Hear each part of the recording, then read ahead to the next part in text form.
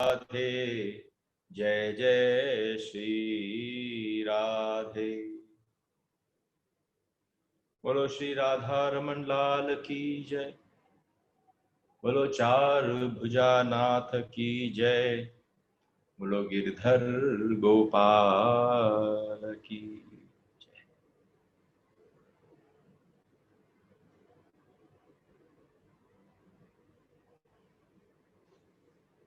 कोमलांगी मीरा समझ ही ना पाई कि उसके अंग के भीतर जो सुरसुराहट हो रही है, जो फड़फड़ाहट हो रही है, वो किस बात की है। बेचैन होती रही, गढ़ के गलियारों में प्रवेश करती रही और गढ़ के गलियारों में घुसते घुसते अपनी छाती को मलती रही, अपने गले को बार बार देखकर कि कुछ है जो यहाँ अटक रहा है। पता न चला उस दीवानी को कि कौन सी योग की गुफाओं में प्रवेश कर कर एक नन्ही सी कोमलांगी ने बड़े बड़े योगियों के लिए जो दुर्लभ पल है, वो योगी जो पूरे जीवन पर्यंत उस पल के लिए इंतजार कर कर बैठते हैं, वो एकदम झटके से उसके हुआ। वजन ही कितना होगा छोटी सी मीरा ने। पद्मासन पर बैठी थी और एकदम जैसे ही भीतर की सुरसुराहट एकदम तीव्र गति से खुलती हुई, उसके वक्षस्थल से होती हुई, उसके कंठ से होती हुई, उसके कंठ के सारे द्वारों को खोलती हुई, ऐसा जैसे कृष्ण ने सोच लिया हो, अरे ये कंठ खुलने बड़े आवश्यक है, अरे ये कंठ खुलने बहुत आवश्यक है। और जब तक ये कंठ न खुलेंगे तब तक मेरा काम कैसे पूरा होगा। कलयुग में भी तो ठाकुर की इच्छा रही होगी किसी से कुछ सुनने की, तो जहां पर ये भाव आया उसी समय उसके कंठ से होती हुई कुंडलिनी जागृत होती हुई सीधी उसके भ्रुवों मध्य में गई। वो उस झटके को, वो उस एकदम उत्तेजना को संभाल न पाई, सीधी उठ पड़ी हुई, सर जाकर उसका ऊपर लटका। ऊपर उसने ओढ़नी ओढ़ रखी थी, ओढ़नी का खूंटा ऊपर लगा और उसके साथ जब नीचे आई तो अचेत पड़ गई, कुंडलिनी जागृत हो गई।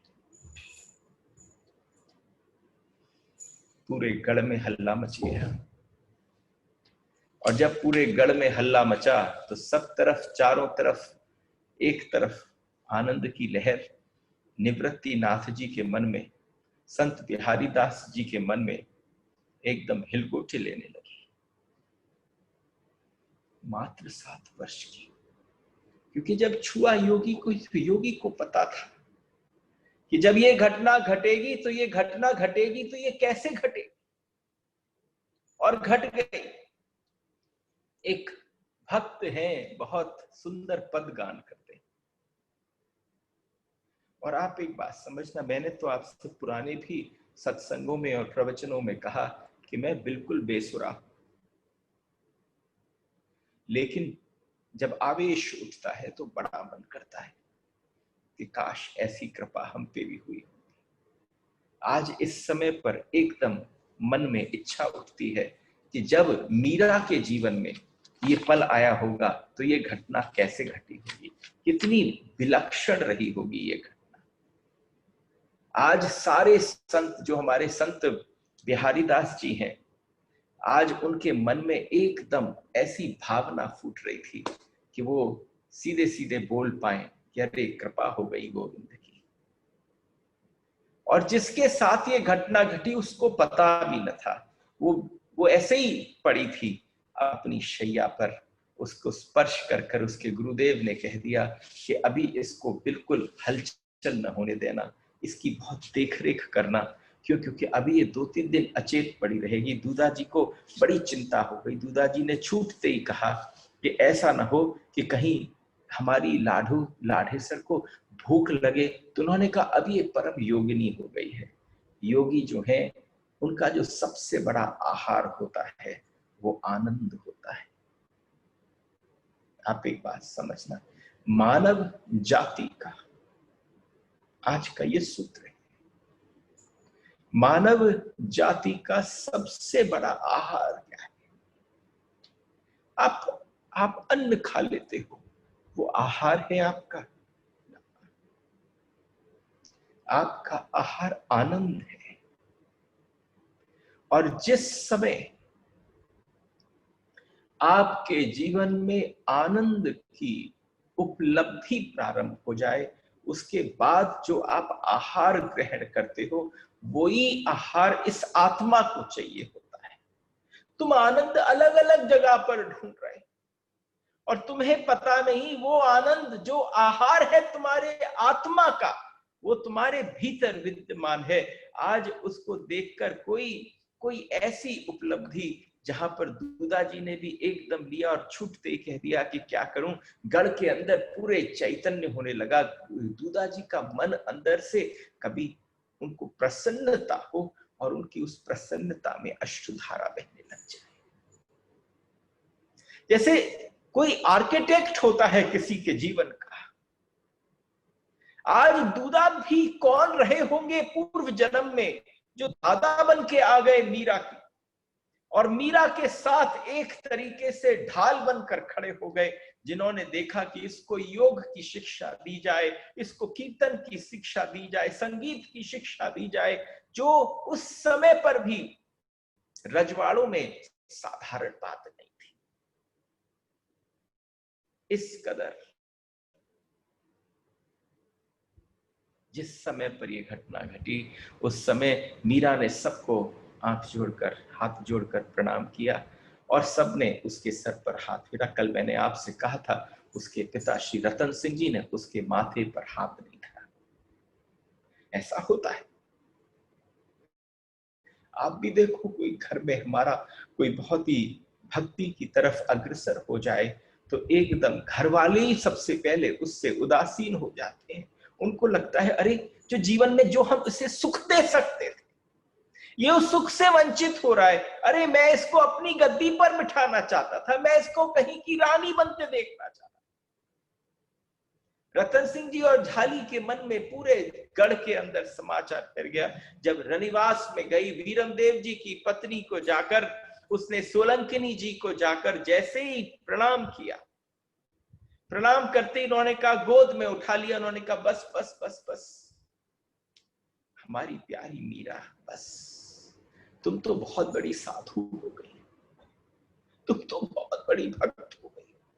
आपको एक और बात बताऊं कि अगर भक्त को ये कह दिया जाए कि तू भक्त हो गया है, इससे बड़ी गाली नहीं हो सकती।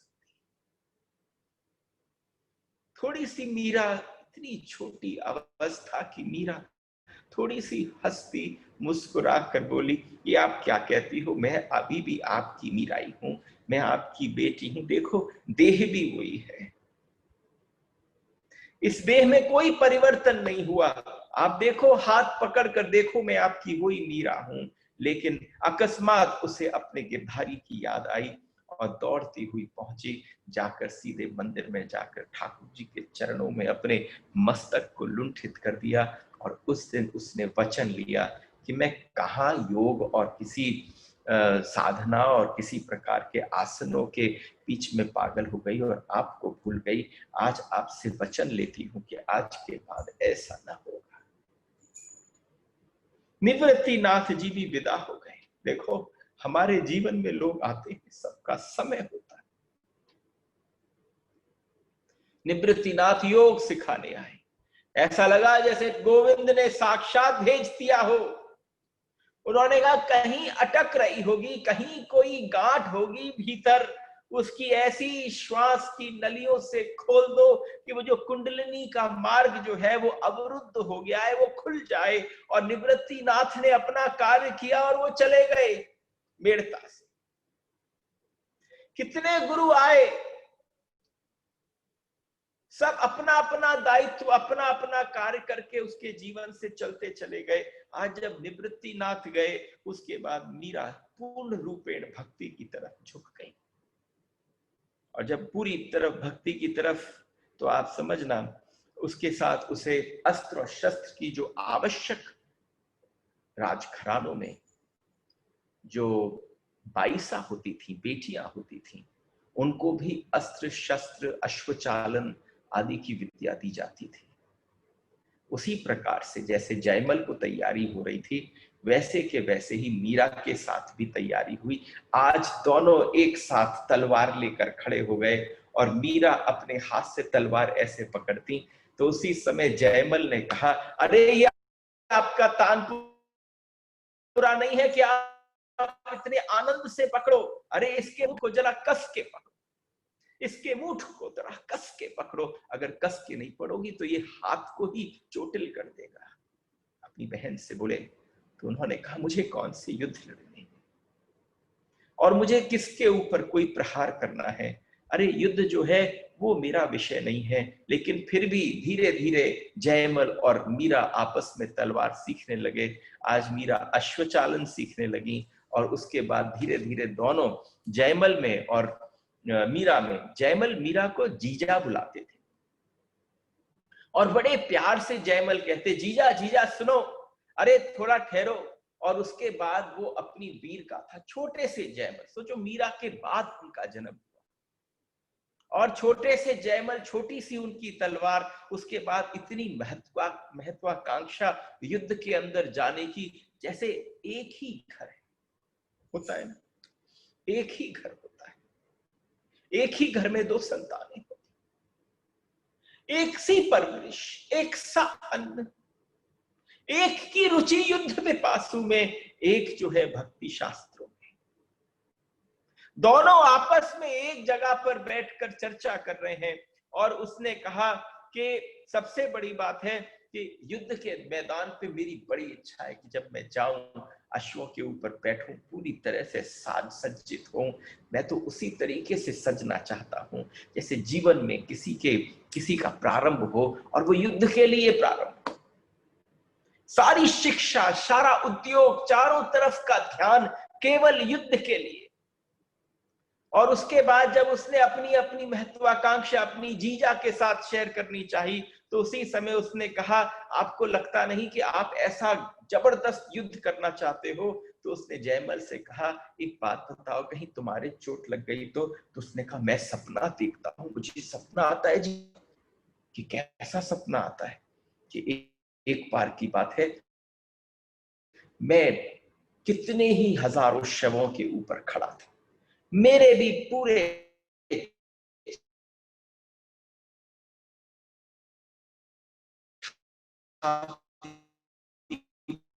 पर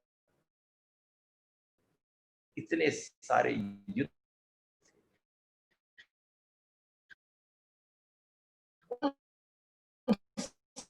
सब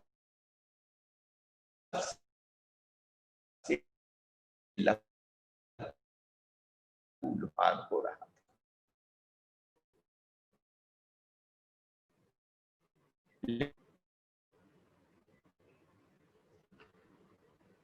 मीरा भी हम और आपकी तरह थी, मीरा भी अपने भाई बहन के साथ। गोपियों ने कौन सा काम त्याग दिया? कुछ भी न त्यागा गोपियों ने।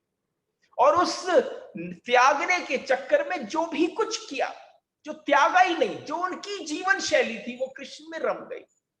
वो जो जीवन की माला थी, उसमें कृष्ण जो है वो धागा बन गए।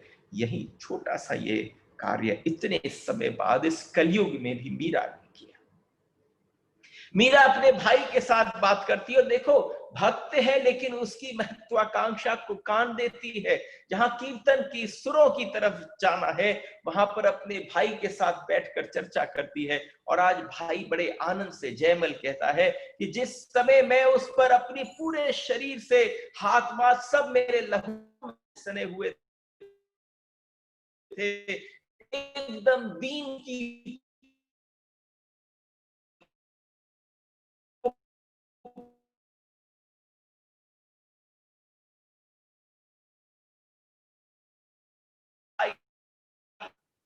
और दीन की पुकार, तुझे दीन बुला रहा है।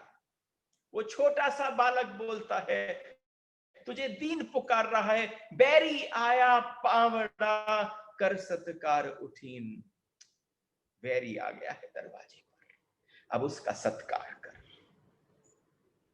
उसका विलक्षण सत्कार कर। ऐसे समय जीजा मेरी थरथराती लोहो उतने शरीर के सारे उठने के बाद भी उठती है। एक गहरी श्वास छोड़कर जयमल ने कहा, मेरा ये स्वप्न कब पूरा होगा? मैं शीघ्र से शीघ्र सब कुछ सीख लेना चाहता हूं।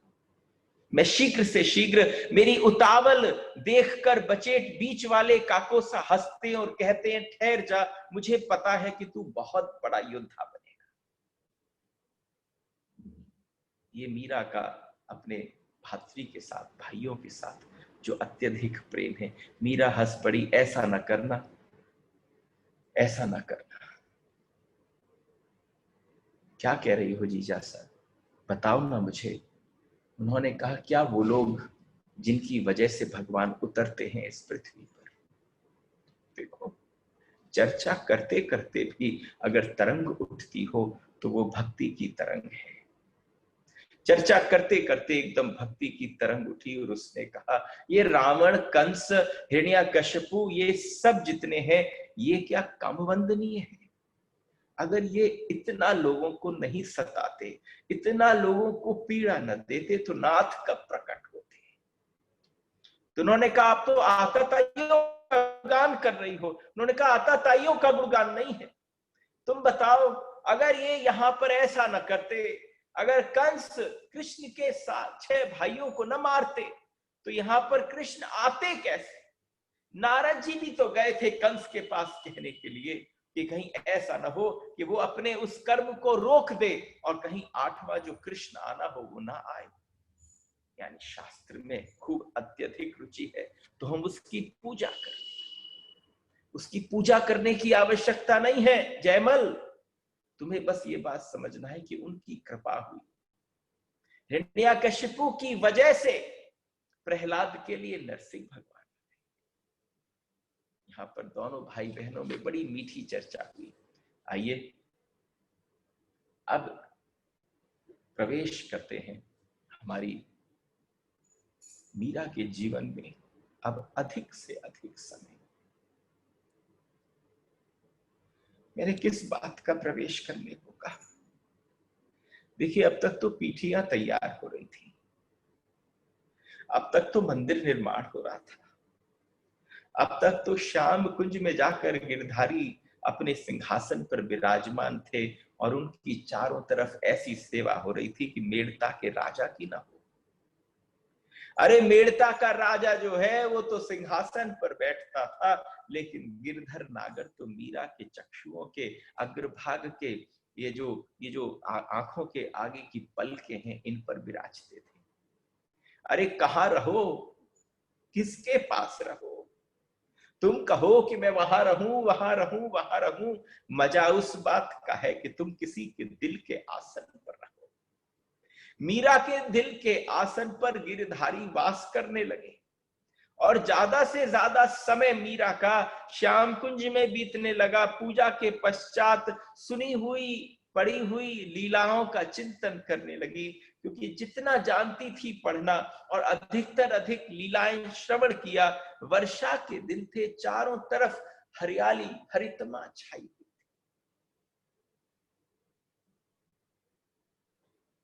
एक विनय है, फिर से वो पाठ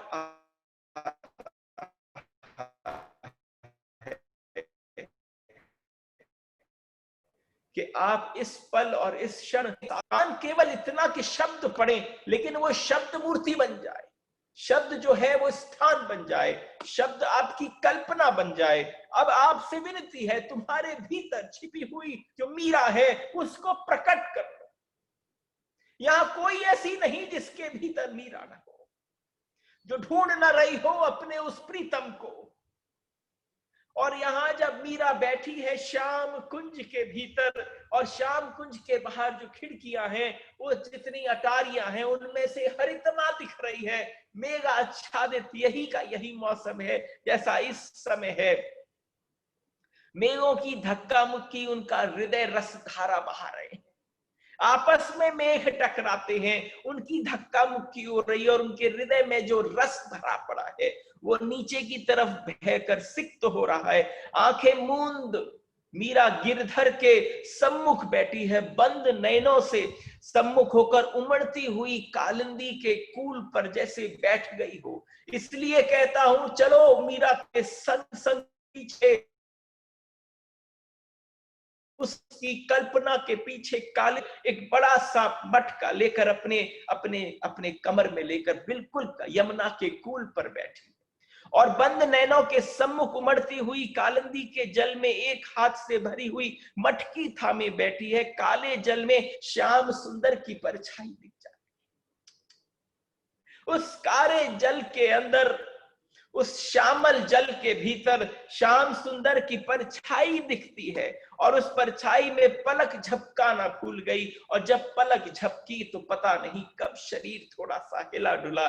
उस मटकी के साथ मीरा भी कालिंदी कूल में गिर गई और जैसे ही मीरा उस कालिंदी कूल में गिरी, उसी मटकी से हाथ छूट गई, जल में जा गिरी। उसे लगा जल में कूद गया है। उसके साथ जो था, जिसकी परछाई दिखी थी, वो श्यामल स्वरूप, वो भी उसके साथ जल में कूद गया। उसे लगा कोई जल में कूदा, दो सशक्त बाहुओं ने उसको उठा लिया। दो सशक्त बाहुओं ने उसे उठा लिया। अरे वो देह गंध, मीरा कहती है, वो देह की गंध, वो श्वास पड़ रही है मीरा के कपोलों के ऊपर और मीरा की नासिका में वो देह गंध, उस श्यामल स्वरूप की अंदर वो बलिष्ठ बाहु जिन्होंने उठा रखा है उस कालिंदी के कूल में, उसको तो सशक्त बाहुओं से जल के ऊपर उठकर लाना और फिर उसके बाद उनकी सुगंध ऐसा लगा जैसे साक्षात कस्तूरी की सुगंध उनके अंग अंग से प्रकट हो रही। मीरा की जैसे ही वहां पर उस भाव को देखा, उसने कहा, कौन है ये उपकारी जिन्होंने मुझे डूबते हुए को एकदम अपनी बाहुओं में उठा लिया। उसने साहस कर नेत्र छोड़े, यह जो प्रतिबिंब का बिंब है, अरे यह तो प्रतिबिंब का बिंब है, ये तो प्रतिबिंब का बिंब है।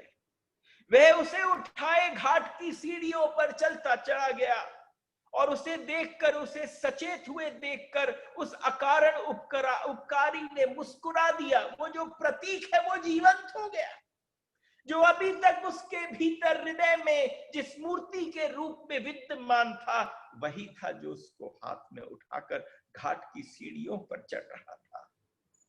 जिसको कहती थी ये विग्रह प्रतीक है, वो प्रतीक ही साक्षात प्रकट हो गया। वो प्रतीक ही साक्षात प्रकट हो गया और ये निर्णय न कर पाए कि कौन अधिक मारक है। जिस समय आंख खुली उस जल में से बाहर निकलते हुए, तो मीरा ये न समझ पाई कि कौन अधिक मारक है, उनके नेत्र या उनकी मुस्कान। उनके नेत्र या उनकी मुस्कान, कौन सी चीज अधिक मारक है। लज्जा ने देह जड़ कर दी और मन हो ये हत्यारा, उसकी बात ही न पूछो, न जाने किस जन्म का बैर लिया, अपना स्थान छोड़कर उन बड़ी बड़ी आंखों में जा समाया ये मेरा मन। एक भक्त के लिए मन क्या होता है? एक भक्त के लिए मन से बड़ा हत्यारा कोई नहीं। वो जिसको चाहता है उसकी आंख में घुस जाता है। तुम्हें जो हिस्सा पसंद आए वो उसके अंदर प्रवेश कर जाता है। और ऐसे कैसे जागिरी उसी समय उनके मुख से ऐसी दिव्य वाणी प्रकट हुई। उन्होंने झुकते मुझसे पूछा, देखो कहां बैठी है, श्याम कुंज में बैठी। लेकिन अवस्था कैसी है कि किसी गोपी के माध्यम की अवस्था है। उस गोपी से जैसे संवाद करते हो कृष्ण, उस समय उसने कह दिया कि मैं क्या बताऊं आपको, अरे तू जल में कैसे गिर गई। और अगर थोड़ा न संभलेगी तो फिर कौन आएगा तो ये संभालने के लिए? लाज के मारे मेरी जीभ न खुली। अरे ये जीभ भी कैसी है, दिन भर बकती है, लेकिन जिस समय गोविंद सामने आ जाते हैं साथ छोड़ जाती। आज आज एक एक इंद्रियों को, एक एक बात को लेकर कहना प्रारंभ कर दिया, और ऐसा लगा शिला के सहारे बैठकर घड़ा निकाल लाए। उस समय मेरे को वहां रखकर मेरा घड़ा जो अंदर रह गया था उसको ले आए, थोड़ा विश्राम कर लिया, घड़ा उठवा दूं का तेरो। और फिर उसके बाद उन्होंने मेरी ओर देखा बड़े प्रेम से। अरे तो थोड़ी भूख लगी होगी, कछु खाएगी? तो उनके पास थोड़े अमरूद और जामुन थे, अमरूद और जामुन मेरे हाथ में दे दिए। उन हाथों से, उन हाथों का स्पर्श कर कर ये मीरा श्याम कुंज में बैठी है, और कब पहुंच गई उस दिव्य वृंदावन में कृष्ण के साथ। जैसे जैसे गोपियां कहती थीं कि अरे कृष्ण यही था अभी, अभी तो उसने मेरी मदद करी, अभी तो उसने ऐसा किया। चारों तरफ गोपियां ऐसा ही ऐसा कहती थी। आज मीरा के भी साथ है, और उन्होंने जब कृष्ण जाने लगे तो मेरे होठ फड़फड़ा रहे थे। अरे बोलेगी नायका मुंह से। हमारे गोविंद ने मीरा से कहा, अरे नेक अपना नाम तो बता दे। तो मीरा के मुख से क्या निकला? अगर आ जाए गोविंद, अगर आ जाए गोविंद आपके भी सम्मुख और आपसे पूछे तू अपना नाम न बताएगी तो तुम क्या बता पाओगे? आज मीरा के सम्मुख उसके श्याम सुंदर प्रकट हो गए, और प्रकट होके मीरा से बोले अपना नाम बता। तो मीरा के मुख से मीरा न निकल पाया, मीरा के मुख से निकला मीरा। मीरा जो मी की ई थी वो ए बन गया, क्योंकि सामने जो अपना भक्ति कैसी हो कि तुम अपने आप को भूल जाओ। उस समय पहली बार ऐसी घटना घटी कि मीरा का जो नाम था वो मीरा से मीरा ना निकल पाया, मेरा निकल गया। कृष्ण भी आनंदित हो गए, वो खिलखिलाकर हंस पड़े और बाहों में भरकर बोले, अरे कितना मधुर कंठ है तेरा। तो पता है अगर तू रिझाएगी मोए तो तेरे इस कंठ के द्वारा रीझता हुआ चला, बस संकेत मिल गया। जिंदगी भर जो संगीत सीखा, जिंदगी भर जो उसने स्वरों की साधना की, ऐसा लगा जैसे आज ठाकुर इसीलिए प्रकट हुए हैं कि जब उन्होंने कहा तेरा कंठ इतना मधुर है, अगर तू इस कंठ से मुझे बुलाएगी तो मैं तेरे पास चला आऊंगा। आज मीरा समझ गई, कहने आए हैं कि अगर तू रिझा सकती है तो अपने कंठ से रिझा, तेरे को इतना सुंदर कंठ मिला है। देखो पहले गोविंद आभास देते हैं, आपको आभास होने लगे तो समझ जाना कहीं कहीं किसी कोने में भक्ति ने थोड़ी सी दस्तक दे दी, कहीं भक्ति का हल्का सा प्रवेश हो गया। और उसके बाद जैसे ही वहां पर श्याम सुंदर बीच में से एकदम उसकी एकाएक इस जीवंत इस जगत में इस संसार में वापस आगमन हुआ, एकदम वो चीख पड़ी, हे प्राणनाथ कहां हो? चंपा चमेली मिथिला मंगला जो उसकी चार सखियां दासियां सब कुछ वही थी, चारों दौड़ी दौड़ी आई, फुलवारी में बैठी थी, कोई फूल चुन रही थी। समीप की फुलवारी में से एकदम सब कुछ फेंकते हुए दौड़ते हुए, क्या हुआ बाईसा को, बाईसा को क्या हुआ? व्याकुल थी दोनों ने, शीघ्रता से उनको शैया पर विराजमान किया और शैया पर बिठाकर आराम किया। कोई उनका पंखा झलने के लिए लग गया, पूरे उनके अंग से पसीना पसीना बह रहा था, उनके मुख से एक ही बात निकल रहा था, अरे वो कहाँ गए, अरे वो कहाँ गए, अभी तो यहीं थे। आंखें बंद थी, मूर्छित अवस्था में थी, उसके मुख से गिरधर का नाम निकल रहा था, ए श्याम सुंदर का नाम निकल रहा, वो कहाँ गए? उसी समय बाबूसा के पास खबर पहुंचाई गई। बाबूसा दौड़े दौड़े आए, उन्होंने कहा, अरे लाडेसर हुआ क्या? धीरे धीरे आंखें उघाड़ी, दीर्घ श्वास छोड़ते हुए उसने कहा, मैं यहाँ कैसे आ गई? मैं तो अपने गोविंद के पास कालिंदी कूल में थी और उस समय देखा तो पूरी भीगी हुई थी। वो जो पूरी की पूरी लीला है, कृष्ण आए और तुम भीजो ना, तो तुमने पलकें नहीं बिछाई। कृष्ण आए और तुम भीजो नहीं, यह संभव नहीं हो सकता। भक्ति का मतलब ही है भीग जाना, और परम भक्ति का मतलब है कि भिगो देना। अरे मीरा आई, मीरा के साथ जो जो कल्पना में हुआ उसने मीरा को भिगो दिया। तुम सोचो साक्षात घटेगा तो क्या होगा। उस समय आई और सायंकाल जाकर मीरा की स्थिति थोड़ी सी सुधरी और उसके हाथ में मिथिला ने तानपुरा दे दिया। और जब मिथिला ने उसके हाथ में तानपुरा दिया, लेकर गिरधर के सामने बैठ गई और गिरधर के सामने बैठकर गाने लगी। अरे मेरे नैना निपट बांके की छवि में अटके, अरे मेरे नैना, अरे मेरे नैना इस बांके की छवि में अटक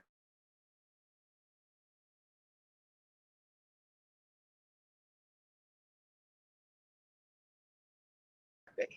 अब कुछ न दिखे ना, सारा खेल ही तो उसके नैनों का है। अगर उन नैनों के अंदर कृष्ण ना अटक जाए तो फिर उसमें अटकेगा कौन। अब उसने हाथ में तानपुरा लिया, पद किसी के भी हों, क्योंकि संत बिहारी दास जी भी मौजूद थे और सब भी मौजूद थे, सबके पदों को गाती आज तानपुरा लेके बैठ गई। और उसके बाद मीरा को प्रसन्न देखकर मिथिला आई और मिथिला ने आकर श्याम सुंदर के पास से उससे कहा, गलीचे को समेटते हुए खूब आदर पूर्वक बाईसा के सामने बैठी और उसने कहा, जीमण पधराऊं, आपके लिए भोजन लाऊं। तो उसने कहा, अरे रुक मिथिला, थोड़ा रिझा लेने दे, पता नहीं ये स्वतंत्र कब भाग जाए। बड़ी मुश्किल से आए, बड़ा समय बीत गया, मैं कब से आराधना कर रही थी, आज तक नहीं पहुंचे, लेकिन आज प्रथम बार ऐसा अनुभव हुआ जैसे वो साक्षात मेरी इस श्याम कुंज में आ गए और श्याम कुंज को छोड़ मेरे भीतर आ गए। अरे मुझे छोड़ मेरे हृदय के अंदर प्रविष्ट कर गए। आज मुझे पहली बार अनुभूति हुई, वो आए थे, जरा उन्हें रिझाने दे, पता नहीं कब भाग जाए। आज प्रभु पधारे हैं, पहली बार मीरा को अनुभव हुआ। और आप समझना भक्त की सबसे बड़ी पराकाष्ठा क्या है। भक्त की सबसे बड़ी पराकाष्ठा है कि परमात्मा आए नहीं आए पहले अनुभव करा दे, और अनुभव करा देना ही सबसे बड़ी उपलब्धि है कि आएंगे। मीरा के लीला चिंतन के द्वार खुल गए। मीरा के लीला चिंतन के द्वार खुल गए। देखो, एक वो लीला है जो तुम सुनते हो, एक वो लीला है जो तुमने पढ़ी है।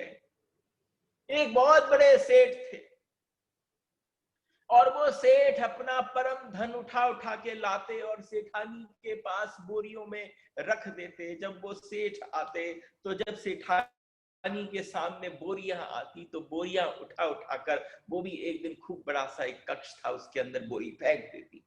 खूब सारी बोरी इकट्ठी हो गई, इतनी बोरी इकट्ठी हो गई, अब उसमें जगह नहीं थी। तो एक दिन वो सेठानी थोड़ी पागल हो गई। वो पागल हुई तो वो जाकर उस महल की, अपने उस स्थान की अटारी पर जाकर खड़ी हो गई और उन्होंने खूब सारी बोरियां जो थी अपने आसपास रख ली। और उसके बाद उन बोरियों में जो भरा हुआ धन था उसको उन्होंने बाहर की तरफ बांटना प्रारंभ कर दिया।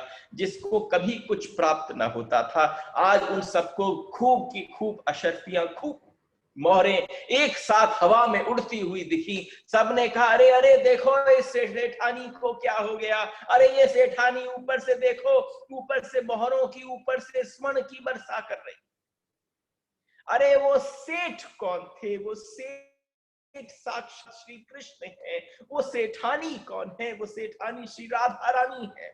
वो राधा रानी के पास कौन सा धन है, उनकी कृष्ण की लीलाओं का जो धन है राधा रानी की हृदय की तिजोरी में भरा पड़ा है। और राधा रानी की हृदय की तिजोरी में जो धन पड़ा है उसको बांटने का सामर्थ्य किसको है वो बांट कौन सकता है? जिसके हृदय में धन हो, जिसके हृदय में वो धन होगा लीलाओं का, वो ही उन लीलाओं का वितरण कर सकेगा। तो आज कृपा की अट्टालिका पर श्री राधे खड़ी हो गई और ऊपर से उन्होंने कृष्ण रूपी सेठ का जितना भी लीलाओं का धन था उसको वितरण करना प्रारंभ कर दिया। इस जगत को जो मिला वो राधा की कृपा से मिला। लेकिन आज जो मीरा है, मीरा को पहली बार दर्शन हुआ और दर्शन होने के बाद द्वार खुल गए, कपाट खुल गए, मंगलाति मंगलम हो गए। वो मंगल कैसे हुआ कि जो लीलाओं का धन था उसके दरवाजे खुल गए, भगवान ने अपनी आंखों का अनुभव कराया। अब कौन बांट सकता है? उधर राधा ने बांटा था, यहां मीरा बांटेगी।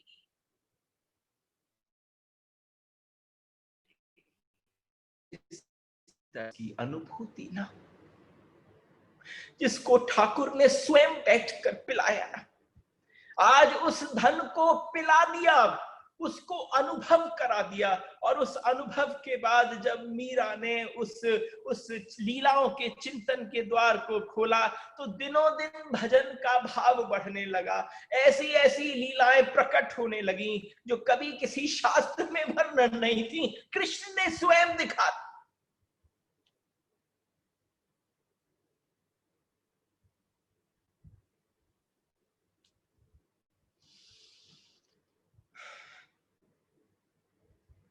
लीला चिंतन का द्वार खुल गया और जब लीला चिंतन का द्वार खुला तो अब उसका ज्यादा से ज्यादा समय उसके श्याम कुंज से संगीत की स्वर लहरियां बाहर प्रकट होती थी। शीतकाल की रात में उठ उठकर वो उठती और खुद जाकर अपने गिरधर को ओढ़नी उड़ाती और रात को कभी वो उघड़ जाती तो उसको ऐसा प्रतीत होने लगा जैसे गिरधर उस विग्रह में से प्रकट होते हों और उसको उड़ा जाते।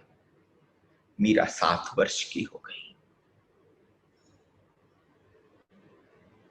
और 7 वर्ष की मीरा जो है, मीरा भक्ति भजन की बढ़ती रुचि देखकर रनिवास में बड़ी चिंता व्याप्त हो गई। रनिवास जहां पर सारी महिलाएं इकट्ठी होती हैं, उस राज्य परिवार की, रतन सिंह जी की पत्नी झाली जी, गिरजा जी आदि सब, सोलंकिनी जी, जितनी भी हमारे मेड़ता के गढ़ की राज परिवार की महिलाएं हैं, उनके उस स्थान को रनिवास कहते हैं। मीरा 7 वर्ष की हो गई, इसकी सगाई के संबंध में आप चिंता क्यों नहीं करते? वीरमदेव जी की पत्नी गिरजा जी ने बोला। यहां पर वीरमदेव जी बोले, चिंता, हमें चिंता करने की क्या आवश्यकता है, हम कैसे चिंता करें? एक दो बार विचार हुआ, लेकिन कौन जाने दाता हुकुम की इच्छा है कि नहीं है। कि कमाल है, मेड़ता की हमारी बाईसा, हमारी मीरा, 2 लड़कियों का भी तो ब्याह हो गया। उनके समय में तो किसी ने नहीं कहा कि दाता हुकुम की इच्छा हो या ना हो। वीरमदेव जी ने एकदम अपनी पत्नी गिरजा जी से कहा, लेकिन वो मीरा नहीं थी। मीरा जैसी बुद्धि, मीरा जैसा कौशल उन दोनों हमारी पुत्रियों में नहीं था। मीरा थोड़ी विशेष है, उसकी शिक्षा भी बिल्कुल अलग प्रकार से हुई है। दूधा जी ने पूरा का पूरा ख्याल रखा है, हमारे अन्नदाता हुकुम ने पूरा ख्याल रखा है। साधारण हो या असाधारण हो, चाहे मीरा, वीरमदेव जी की पत्नी गिरजा जी ने बोला, ब्याह तो होता ही है ना, कोई छोरी अपने पीहर में खटती है क्या? नहीं नहीं, खटती तो नहीं, लेकिन उसके लिए कोई सोचो ना। आज आपको क्या हुआ, आपके रहते बेटी सगाई करेगी, क्या करेगी? रतन सिंह जी क्यों सोचेंगे? उन्होंने कहा रतन सिंह जी भी तो कोई सुझाव दे सकते हैं, जैसे रायसल ने सुझाव दिया था अपनी पुत्री लक्ष्मी के ब्याह के लिए। उन्होंने कहा नहीं नहीं, आप कैसी बात कर रहे हो, वो बेटी भी हमारी है। अगर आप कहो तो मैं कहीं बात चलाऊं, मेरे मन में, मेरे विचार में एक एक बहुत सुंदर, कौन तुम्हारे मन में कौन है लड़का, बताओ ना, वर का नाम बताओ।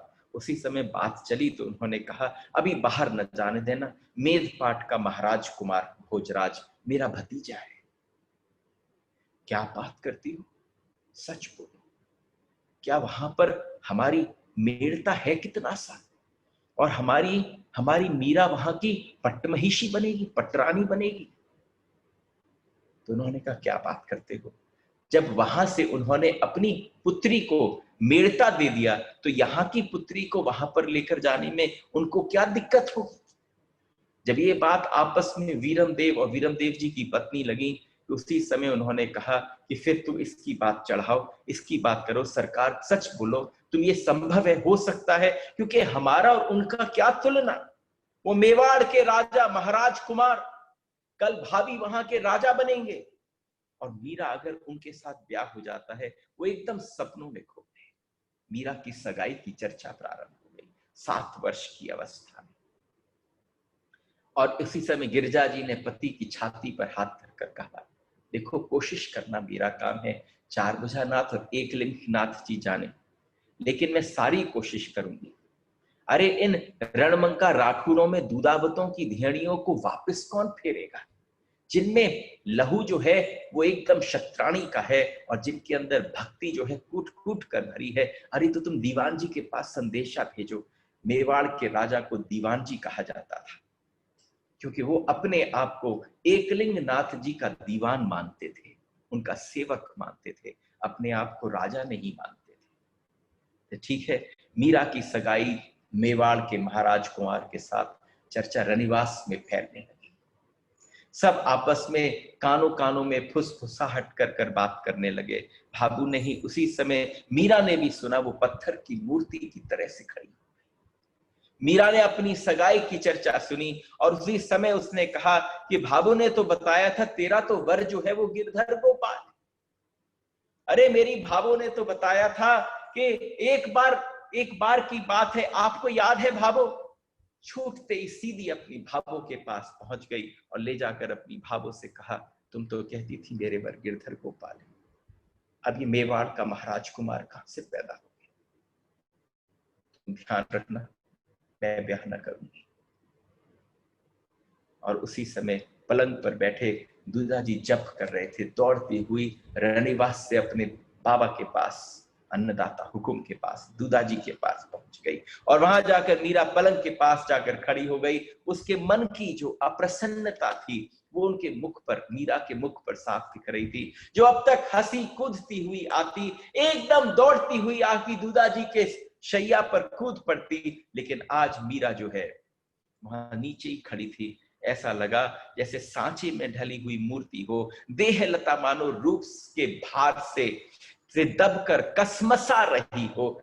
आज इतना लावण्य, इतना सौंदर्य देखा दूधाजी ने मीरा के मुखारविंद पर, एकदम दमक रही थी, लगा जैसे साक्षात उनके मेड़ता के गढ़ में कोई लक्ष्मी विराजमान हो, लक्ष्मी पहुंच रही हो। नहीं, दबने से लता कुम्हला जाती है, मूर्ति में प्राण नहीं होते, और लक्ष्मी के कभी स्थिरता नहीं होती। तो दूधाजी ने कहा, आज मेरी बेटी इतनी प्रसन्न क्यों नहीं। तो मीरा ने अपने दूधाजू के साथ सब कुछ करती थी, बाबू साहब हाँ एक बात पूछनी है आपसे। उन्होंने स्नेह से मीरा के सर के ऊपर हाथ रखा, और हाथ रखते ही मीरा ने उनसे पूछा, क्यों पूछती हो बेटी, बताओ ना, एक नहीं तुझे जितनी पूछनी है। क्या एक कन्या के कितने बींद होते हैं, एक बींदड़ी के कितने बींद होते हैं। एक ही बींद होता है बेटी, पर तू मेरे से ये पूछ क्यों रही है कि एक बींद के बहुत सारी बींदड़ियां हो सकती हैं, लेकिन बींदड़ी के एक ही बींद होता है, क्योंकि परिवार के एक महिला के ऊपर बहुत जिम्मेदारी होती है, रक्त की शुद्धता की, पितरों के उस परंपरा को पालन करने की, उनको तारने का उत्तरदायित्व जो है वो स्त्री का है। क्यों पूछ रही है बाबू साहब, एक बात बताओ, हमारे इस गढ़ के पीछे से नगर सेठ के लड़के की बारात जा रही थी, मैं अपनी भावों के पीछे पीछे भागी, व्याकुल हो गई, पहली बार मैंने बारात देखी, और भावों से पूछ बैठी वो कौन है। उन्होंने कहा वो वर है। मैं उनसे पूछ बैठी मेरा कौन वर है। उन्होंने मुझसे कहा गिरधर गोपाल ही तेरा वर है। आज जब मैं उनसे रनिवास में पूछ कर आई तो उन्होंने मुझसे कहा, उन्होंने उस समय मुझे बहलाने को कह दिया था।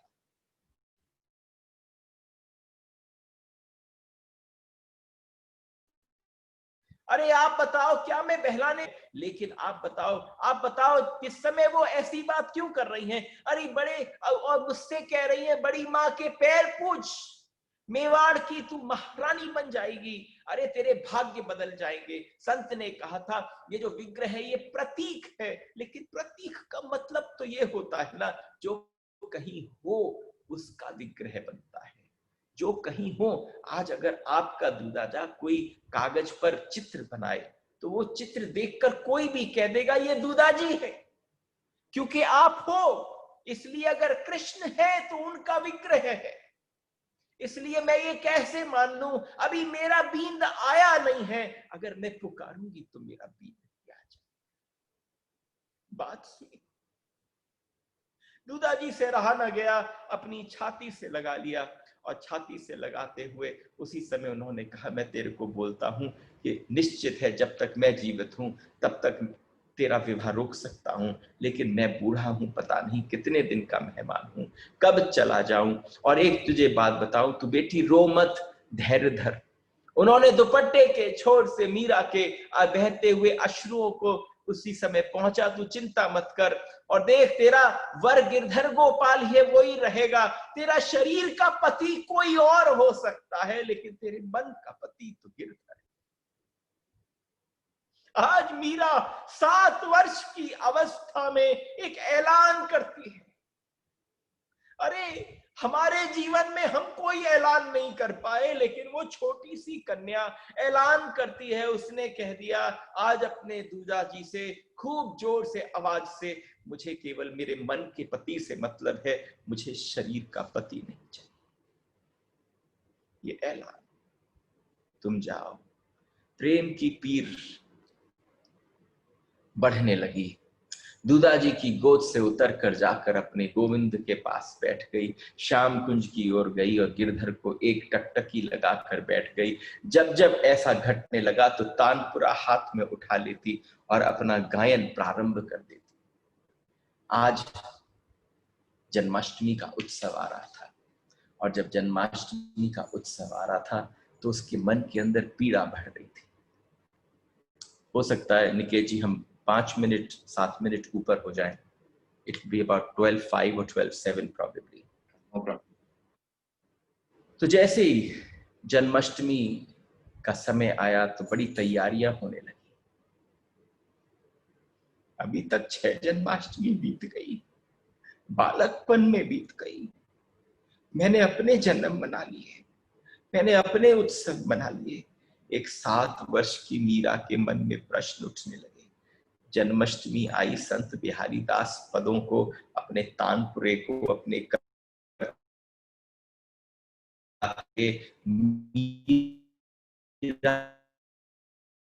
को बताने लगे अरे कृष्ण आगमन हो तो ऐसा करेंगे। लेकिन आज मीरा के मन में आया कि आज 7 जन्माष्टमी बीत गई, सारी रूखी चल।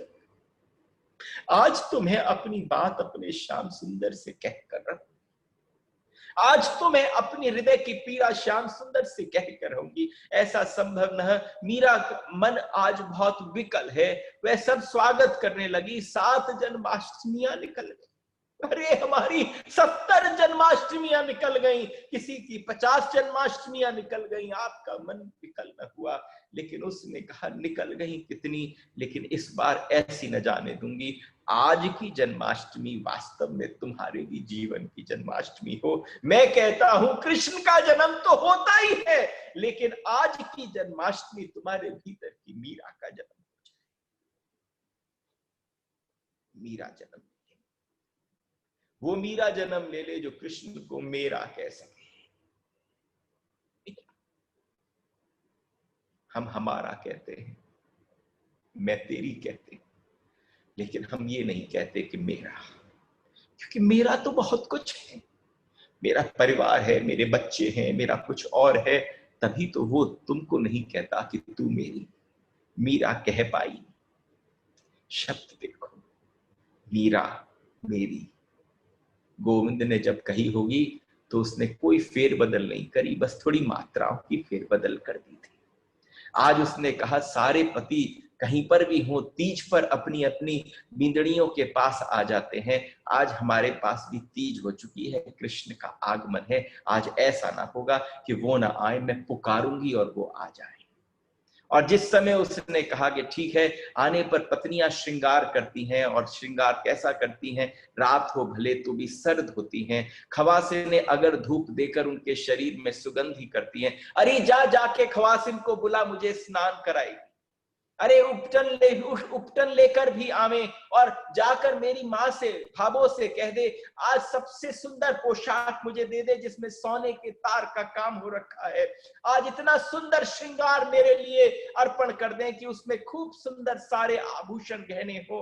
आज जब संत बिहारी दास जी ने कहा कि पहले चार भुजा नाथ में और उसके बाद गिरधर गोपाल के पास चली जाना, वहां पर बैठकर इतना अद्भुत श्रृंगार किया, और जब वो मंदिर में बैठी, मंदिर के अंदर उसने प्रवेश किया, चारों तरफ जैसे लक्ष्मी को देखकर, रुक्मणी को देखकर सबकी आंखें खुल गई थीं।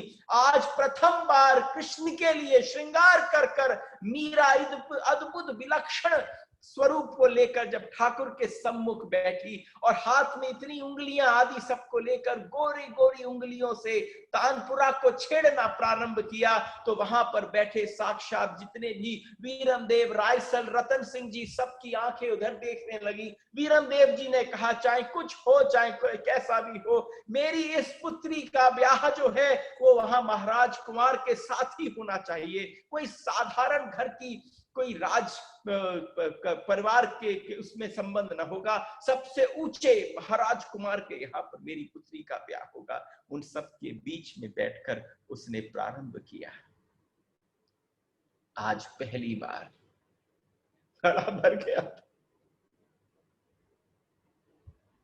घड़ा भर जाए तो मेरा लग जाता, अगर घड़ा भरा ना हो तो उसमें से कुछ बाहर न निकलेगा, तुम्हें डालना पड़ेगा।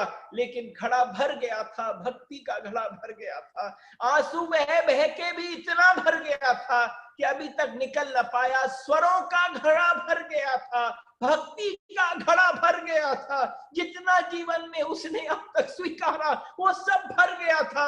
अब वो बहने को तैयार था, कृष्ण सुनने को तैयार,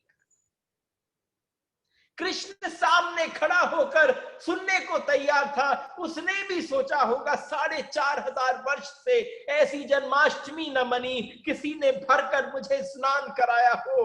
अरे तुम सोचते हो ये क्या है, एक ये योगियों का ध्यान होता है और एक भक्तों का ध्यान होता है। भक्तों का ध्यान अश्रु से होता है, योगी का ध्यान ध्यान में बैठने से होता है।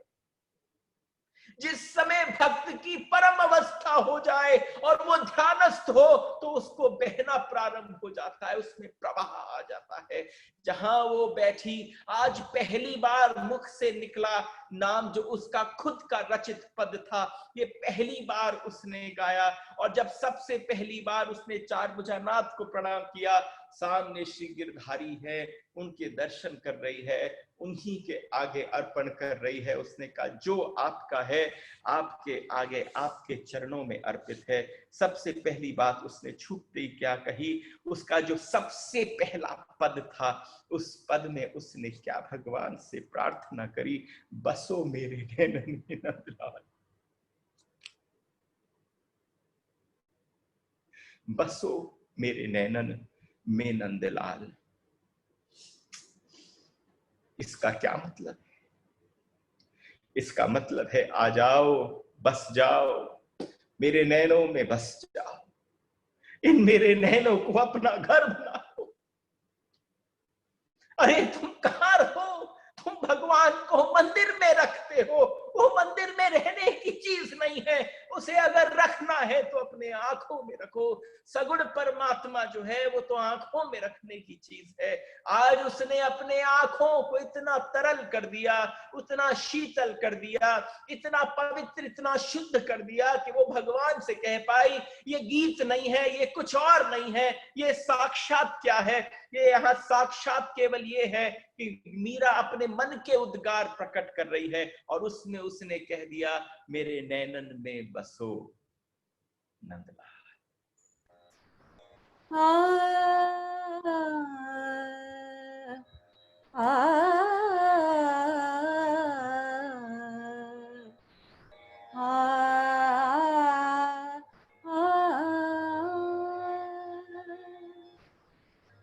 बसो मोरे नैनन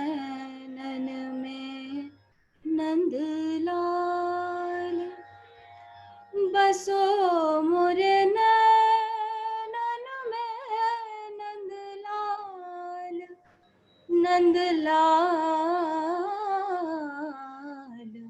बसो मोरे नैनन में नंदलाल। मोहनी मूरति सावर सूरति, मोहनी मूरति सावर सूरति, नैना बने विशाल, अधर सुधारस मुरली बाजत, अधर सुधारस मुरली राजत, पुरबैजंती माल, बसो बसो मोरे नैनन में नंदलाल। क्षुद्र घंटिका कट तट शोभित, क्षुद्र घंटिका कट तट शोभित, नूपुर सबद रसाल, हो नूपुर सबद रसाल। मेरा प्रभु संतन सुखदाये, मेरा प्रभु, मेरा प्रभु संतन सुखदाये, भक्त बछल गोपाल, हो भक्त बछल गोपाल, बसो मोरे नैनन में नंदलाल, बसो मोरे नैनन में नंदलाल, नंदलाल,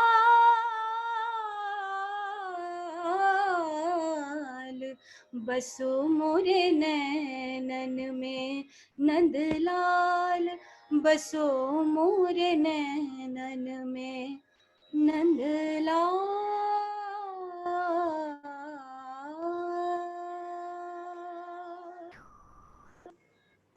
आज केवल एक ही काम करना है, ठाकुर की जो छवि बहुत प्यारी लगती हो उसको अपने नैनों में समा ही लेना। ये वास्तव में जन्माष्टमी होगी। कल इसी सूत्र में प्रवेश करेंगे और आभार प्रकट करूं हमारी सुप्रिया जी का। वो बिल्कुल स्वर ऐसा लगा जैसे साक्षात कृष्ण में डूबी हुई कोई मीरा गान करती हो। नमो नमः। राधे राधे।